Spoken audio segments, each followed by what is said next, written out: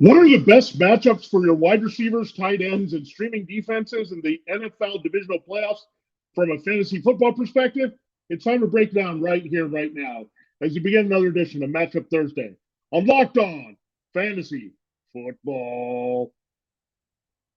Are Locked On Fantasy, your daily NFL fantasy podcast. Part of the Locked On Podcast Network. Your team every day.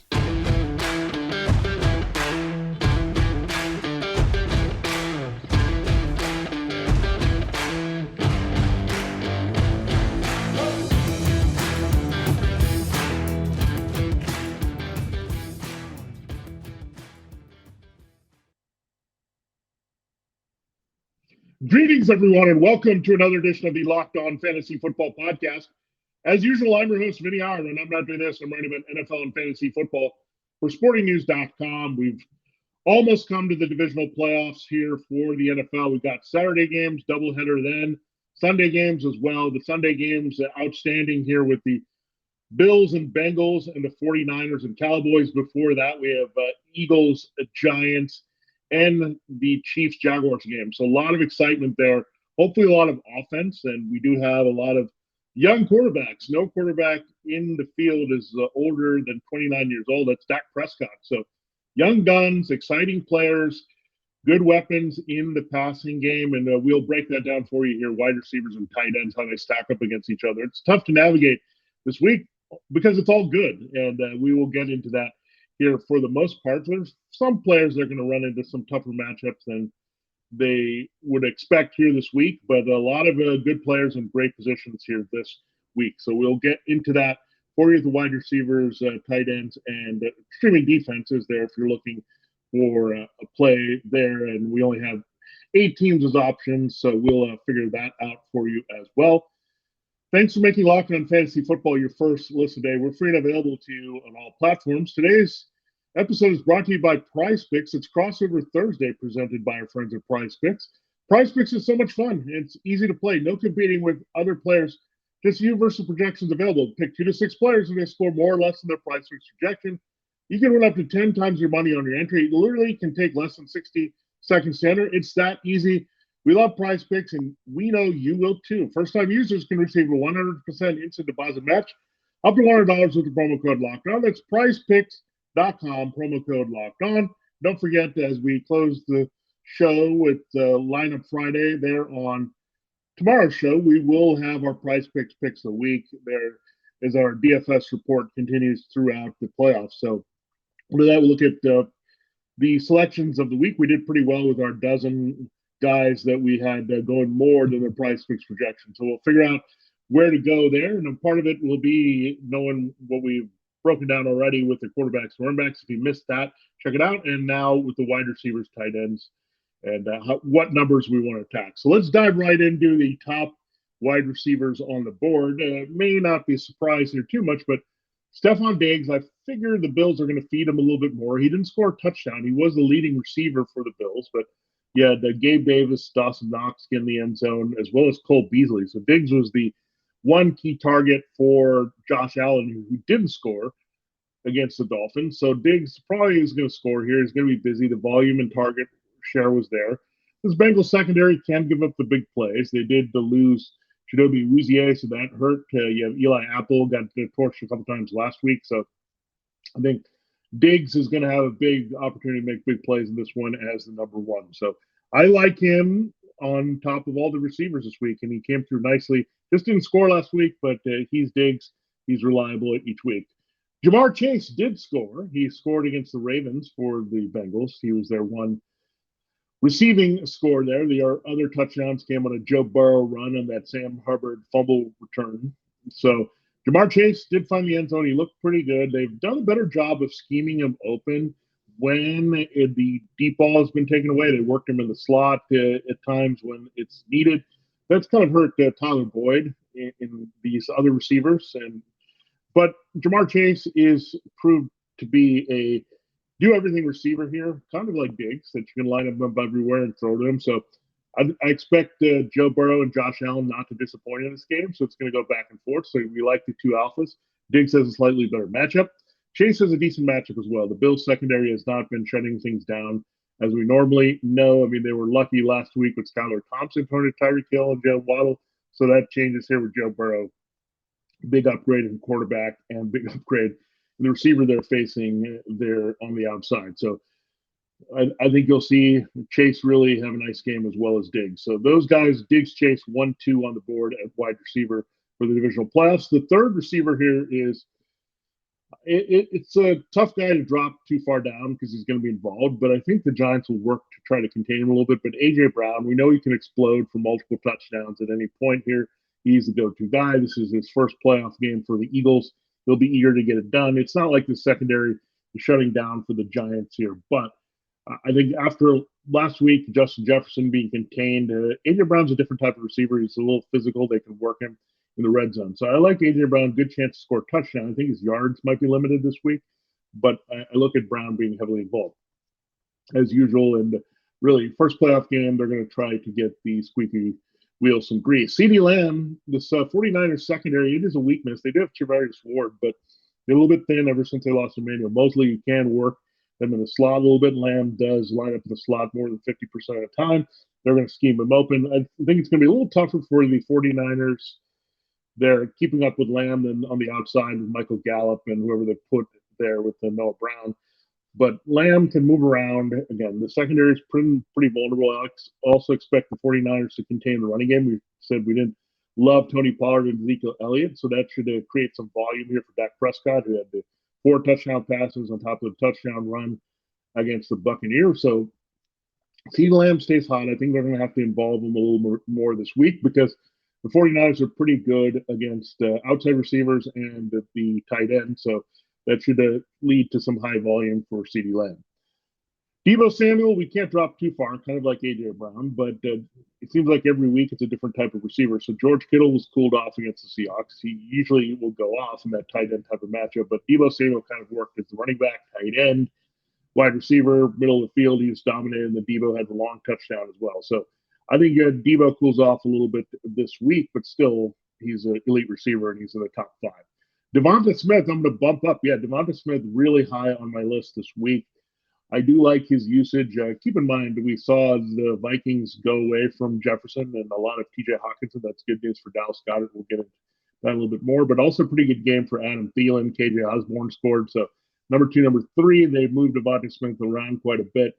I would expect some double teams on A.J. Brown, and that's going to help DeVonta Smith like it has all season long. So he doesn't drop below number 6.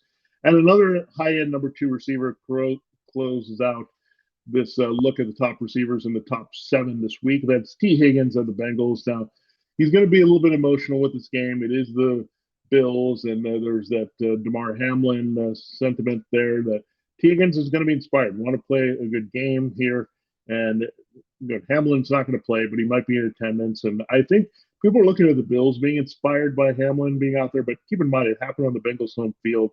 They also saw that and were inspired by that, and their team felt that as well. So T. Higgins, I think, is going to go out and have a good game here.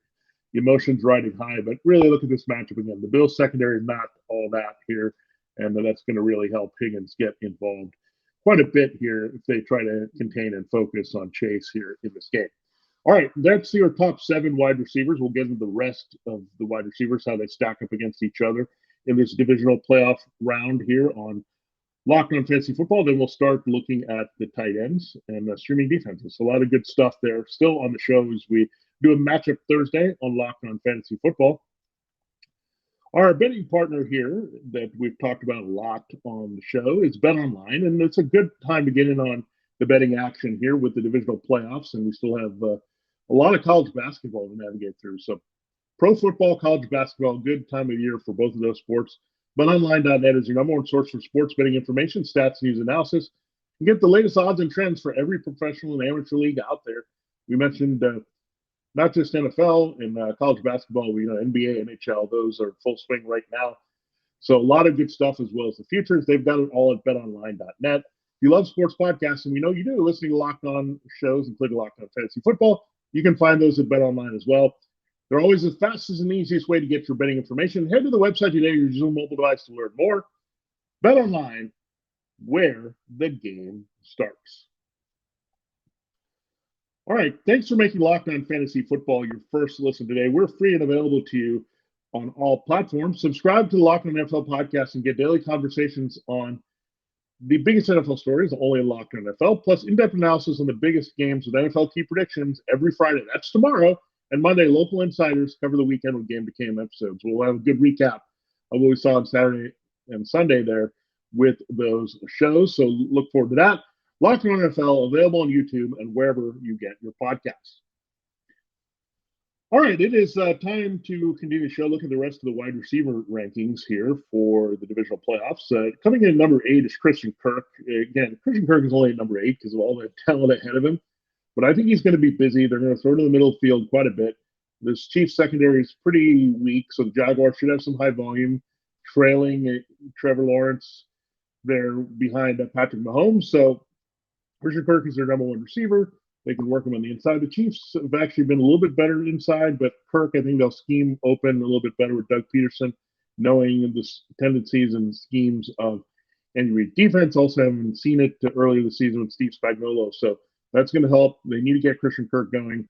When he gets going, the Jaguars usually have a lot of success with Lawrence in their passing game and moving the ball and scoring. But again, things are going to open up. If the Chiefs open up a big lead, then they're going to protect against the deep ball outside. That should create a lot of inside opportunity for Christian Kirk as well. So however you look at it, whether the Jaguars are being aggressive to try to outduel the Chiefs in the shootout or trailing, Christian Kirk will be busy, and that's why he comes in at number 8. And again, a little bit conservative with it because, again, the Chiefs can be decent in the slot, but I'm not going to go any more down with the Jaguars' number 1 receiver. Brian Ayuk comes next. The Cowboys could have Trayvon Diggs trying to contain Deebo Samuel and try to move around with him. Good luck with that. Deebo's a hard guy to cover in that sense. Brandon Ayuk may get the nice matchup on the outside. And Ayuk was a little bit quiet last week. It was a Deebo game.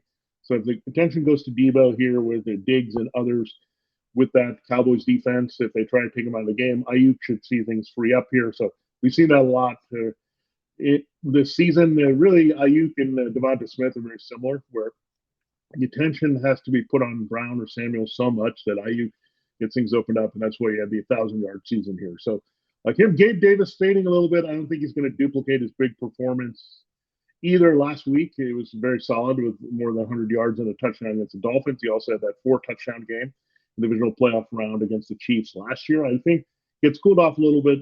The Bengals are going to protect against the big play here. And look, they did give up the long one last week to Demarcus Robinson, but I think that's going to be more Diggs. They're working with Eli Apple, so I'm not feeling it with Gabe Davis doing as much. I think he's solid, but doesn't come in among the top receivers this week. I also like Kadarius Toney as a hot sleeper. I think you look at Toney's profile, the Jaguars can struggle with receivers of his nature after the catch. Inside, they can be pretty weak here. So if I'm going to go with the Chiefs receiver this week, I think I go with Kadarius Toney over Juju Smith-Schuster, Marquez Valdes-Scantling. He's got the extra week to rest, get more absorbed in this offense for a key role here. And I think Patrick Mahomes trusts him a little bit more. So Kadarius Toney comes in pretty high on the list here at number 11. Zay Jones rounds out the wide receiver 1. So the matchup is really good for him on the outside against the Chiefs. As we mentioned, Kirk might have a little bit of struggle, but he's got the better volume and the talent overall. But Jones should be pretty productive in this game as well. Isaiah Hodgins falls out a little bit. Nice game against the Vikings. We really called that and liked it, but he could see either Darius Slay or James Bradbury a little bit more. So you have Richie James in the middle of the field that you can look at. I just think it's hard to trust the Giants' passing game in general against a much tougher matchup defensively against the Eagles on the road versus what we saw at the Vikings. Michael Gallup scored last week, but didn't do a whole lot else for the Cowboys. Again, I think it's going to be CeeDee Lamb. Dominated game here for the Cowboys, and Gallup can be contained there against the 49ers, so with potentially Ward in coverage against them. So I don't have Richie James too far behind Isaiah Hodgins, 2 spots below there. So at number 15, you can look at Richie James to get some balls there underneath. If they fall behind, Devontae Maddox, we'll see about his health. He's been banged up and had to miss time. If he comes back, that's going to hurt Richie James a bit in the slot. Next up, Juju Smith-Schuster. We'll see. Big slot can give them a little bit of trouble, but I think this is more of a Kadarius Toney, get him open game here, playing off Travis Kelce, and running game with Isaiah Pacheco, and of course, Jerick McKinnon catching passes out of the backfield. So I see Toney being the third guy behind Kelce and McKinnon catching key passes, and Juju more of a complimentary role this week. Tyler Boyd, again, Jamar Chase moving him into the slot a little bit more. That can cut into Tyler Boyd's value because they can use Hayden Hurst to tight end or Trent Irwin. So I'm going away for Tyler Boyd if I can, and I think this is more of a Chase alpha game with Higgins coming in, scooping up most of the rest of the receiving production on top of the running backs there, Joe Mixon and Samaje Perine. Marcus Valdes-Scantling, big deep threat. I think with the arrival of Tony and Juju Smith-Schuster being a possession guy and Kelsey McKinnon, I think it's hard to rely on MBS getting enough looks here. And Khalil Shakir is a little bit of a sleeper here for the Bills, working the slot. Isaiah McKenzie missed time there, so we know that. So Cole Beasley was the guy who benefited, but Shakir made some nice plays as well. The rookie, I think, will have a much bigger role next year. So we're putting him on the radar here for the divisional playoffs. But that's how deep we go this week. We don't want to go any deeper than that if we're looking for plays at wide receiver in the divisional playoffs for fantasy football. All right, we'll close the show looking at the tight end rankings as well as how the 8 defenses of the week stack up against each other. We'll do our final segment here on Lock on Fantasy Football. Are you looking for a delicious treat but don't want all the fat and calories? Then you got to try a Built Bar. We just got through the holidays, and I know my goal, just like a lot of you out there, is to eat a little healthier this year. And if you were like me, when you want to eat healthier, but you don't want to compromise taste, then, man, I've got the thing just for you. You got to try Built. With Built, healthy is actually tasty. Seriously, they're so delicious you won't think they're good for you. It's perfect for following through on your New Year's resolution. What makes Built Bars so good? Well, for starters, they're all covered in 100% real chocolate. That's right, real chocolate. And unbelievable flavors that they come in, like churro, peanut butter brownie, coconut almond. I'm not sure how Built does it, but these bars taste like a candy bar while maintaining amazing macros. And what's even better, they are really healthy for you. Only 130 calories and 4 grams of sugar with a whopping 17 grams of protein. Now, you don't need to wait around to get a box. For years, we've been talking about ordering your Built Bars at Built.com. Now you can get them at your local Walmart or Sam's Club as well. That's right. Head to your nearest Walmart today, walk to the pharmacy section, and grab yourself a box of Built Bars. You can pick up a 4-bar box of cookies and cream, double chocolate coconut puffs. And if you're close to Sam's Club, run in and grab a 13-bar box with their hit flavors at Built, brownie batter, and churro. You can thank me later. So check it out. Built Bar now available at your local Walmart and Sam's Club here. So check that out for sure. Good stuff. Built, always bringing it with the delicious protein bars, the best there that you'll ever find. All right, it is time to close the show looking at your tight end rankings here for the divisional playoffs. Travis Kelce comes off the bye, immediately shoots up to number 1. Good matchup against the Jaguars this week. Remember, Gerald Everett went off against the Jaguars in the wildcard round, so that's good for Travis Kelce. George Kittle was a little bit quiet last week with Deebo Samuel running the show and the running game, of course, for the 49ers against the Seahawks. This week, he should be a little bit more involved against the Cowboys. The Cowboys have actually been pretty good against the tight end as well, so something to watch there. But if they put some attention on Samuel and Ayuk gets the free, Kittle should also see some action here. So Kittle's fought through some tough matchups before to be productive, such as the Commanders a few weeks ago. He had a big game there, so I think he can blow up against the Cowboys there. Dallas Goedert comes in number 3. I think I debated between Kittle and Goedert. Goedert's usage a little bit hard to figure out between him and A.J. Brown and DeVonta Smith, but last week T.J. Hawkinson just had a massive game against the Giants. So you figure if they contain Brown, follow the same game plan a little bit, and Brown's the red zone factor, Smith is kind of the number 1 receiver. By default, I think Goedert in the middle of the field will be effective. So he comes in at number 3. Number 4, we have Evan Ingram. So Evan Ingram has been pretty solid. He scored last week. He's been very active in the second half of the season. The Chiefs do have some issues with linebacker and safety coverage, so he comes in at number 4. So that's your top 4 of the week at tight end. You have Dawson Knox coming in at 5. He's got a major scoring streak going on right now, so would not surprise me if he finds the end zone against the Bengals. So he still comes in at 5 because I think these other guys will get volume elsewhere. Knox didn't get a lot of volume last week against the Dolphins, but touchdown dependent, where I think those other guys will be involved in the game plan regardless. Dalton Schultz came through with a couple of touchdowns against the Buccaneers, and the Buccaneers had some vulnerabilities against the tight end. They left him open a couple times for Dak Prescott. This week, the 49ers, again, tough on the tight end, much like the Cowboys are. Kittle's just more talented than Schultz at this point, so I have to drop Schultz down to number 6 this week. We only have 2 starting tight ends left. Hayden Hurst would come behind Schultz there for the Bengals. I don't know what his usage is going to be in the matchup, and the Bills are pretty good at covering the tight end with Matt Milano and others.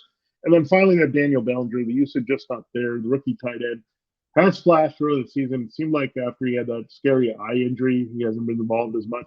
Getting a little bit more run, but there's a little bit more usage with the wide receivers and 11 personnel with Daniel Jones. So that's kind of hurt Bellinger. So Bellinger comes in as the eighth guy. If you're looking deeper than a starting tight end, how about Noah Gray? They want to incorporate him a little bit more, maybe a couple more two tight end sets from the Chiefs to confuse the Jaguars defense a little bit. But Noah Gray would be the guy here. Jody Fortson did have some success in the first matchup there. So I'm looking at Noah Gray behind Kelsey. And then one big play, that's all that happened there for Jake Ferguson, but he's an exciting kind of. Don't forget, they also have Peyton Hendershot behind Dalton Schultz. So again, Ferguson, though, has some touchdown potential. So maybe we'll talk about Gray or Ferguson as a little bit of a punt, kind of dart throw in DFS, so you can open up the rest of your lineup here and not invest too much in tight end this week if you're not willing to pay for Kelsey. But really like the Goddard Ingram tier this week when we're looking at the divisional playoff tight ends in fantasy football. All right, let's go down to the defenses here. The Eagles have to start here. They are a very talented defense. They're at home. They've been very good at home. They've dominated the Giants a couple times here. So really like the Eagles there at number one. Number two, the 49ers. Dak Prescott could go back to his interception ways with the 49ers shutting down the run and creating some pressure with Nick Bosa. So they come in at number two. The Chiefs could have a nice lead here. So they've created drop back volume for Trevor Lawrence, setting up the chance for sacks and takeaways. They come in at number three. Bills coming in at four because they're at home against the Bengals and can be tough and maybe force some turnovers. The Bengals did score a defensive touchdown last week. Josh Allen did have some turnovers, so it's pretty close between those two teams. Bills and Bengals pretty much a toss-up tied for fourth here on the list. Cowboys come in there at number six only because they have a lot of talent on their defense. Michael Parsons, Leighton Vander Esch, the pass rush. Diggs can make big plays. If Brock Purdy makes a mistake here. So when you're looking at it, they're there, but the other reason they're way down is also the 49ers explosive offense that has been rolling, scoring 30 to 40 points per game pretty easily. So can't go there with the Cowboys this week with a lot of confidence. Then come the Jaguars, and Patrick Mahomes has made a few mistakes. The Jaguars have made some big plays, we know, defensively, so they come in at number seven, but they're really big play dependent in this one for sure, and I'm not sure Mahomes is going to give them that opportunity. And last but not least, the Giants are on the road. They're the worst defense, I think, left in the playoffs overall. They're also playing the most explosive potential offense that isn't the 49ers and the Eagles, so they're really buried at number 8 this week. So there you have it.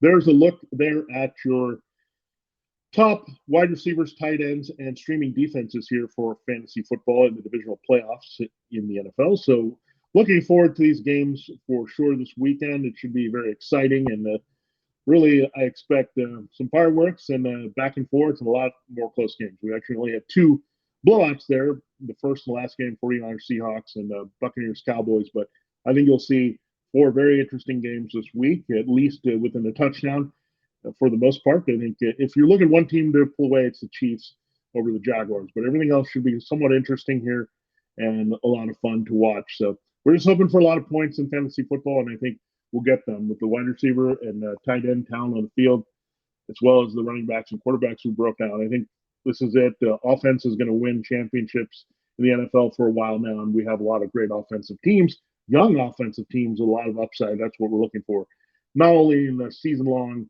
and DFS during the regular season, but also into the playoffs here. So a lot of good times here, and we can't wait for the games. And we can't wait tomorrow. We're going to break down DFS for you. So we'll look at the FanDuel cash games targets, whether you're playing the Saturday slate or the Sunday slate. We'll break those down for you. And then we'll also look at DraftKings tournament picks as well as our prize picks of the week. So all kinds of good stuff there for you on the final show of the week here ahead of the divisional playoffs on Lineup Friday. Thanks for making Locked On Fantasy Football your first listen today on Matchup Thursday.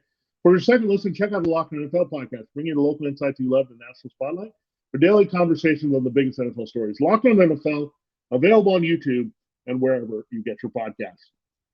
For Locked On Fantasy Football, have a great Thursday. This has been Vinnie Iyer. We'll check you out tomorrow, closing the week, with Lineup Friday and DFS advice.